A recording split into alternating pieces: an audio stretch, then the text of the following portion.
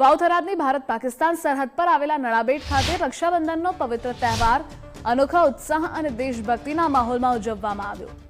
દેશની રક્ષા માટે ખડે પહેરે રહેલા બીએસએફના વીર જવાનોને કાંડે બહેનોએ રાખડી બાંધી તેમના દીર્ઘાયુની કામના કરી।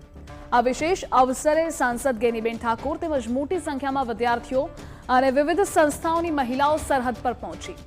બહેનોએ જવાનોને રાખડી બાંધી અનોખો પ્રેમ અને સન્માન વ્યક્ત કર્યું, જ્યારે પુરુષ અગ્રણીઓએ પણ દેશની રક્ષા કરતી મહિલા સૈનિકો પાસે રાખડી બંધાવી આ પર્વની યાદગાર ઉજવણી કરી। તમામ ભાઈ બહેનોને રક્ષાબંધનની શુભેચ્છાઓ પાઠવું છું। મા નરેશ્વરીને ભગવાનને પ્રાર્થના કરું કે ભાઈ બહેનનો પ્રેમ એ અતૂટ રહે અને આજે જે બોર્ડર ઉપર બીએસએફના જે જવાનો છે કે જે પરિવારથી દૂર રહીને જે દેશની સુરક્ષા માટે કરીને ખડે પગે છે અને આજે એક ભાઈ બહેનનો પવિત્ર તહેવાર હોવા છતાં તે એમના પરિવાર વચ્ચે રહીને આ તહેવાર નથી મનાવી શકતા, ત્યારે સમગ્ર દેશ અને એમાં ખાસ કરીને જવાનો એ જ્યારે બોર્ડર ઉપર જ્યારે રક્ષણ કરીને આપણને સૌને એક સુરક્ષિત રાખવા માટેનું જે કામ કરે છે, આજે એમને રાખડી બાંધીને શુભેચ્છાઓ પાઠવી છે।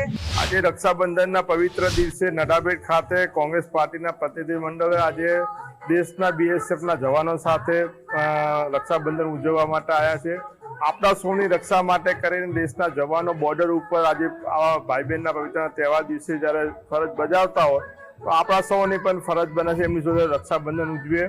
અહીંયા બનાસકાંઠાના સાંસદ ગેનીબેને પણ અહીંયા આવ્યા છે ને સૌ જવાન છે એમને રાખડી બાંધીને રક્ષાબંધનની ઉજવણી કરી છે। મને બહુ આનંદ છે કે હું સરહદ ઉપર સેવા કરતા સૈનિકોને રાખડી બાંધવા આવી છું અને મારી કેટલીક 200 જેટલી બહેનો પણ અહીંયા રાખડી બાંધવા આવી છે, જેનો મને બહુ ગર્વ છે।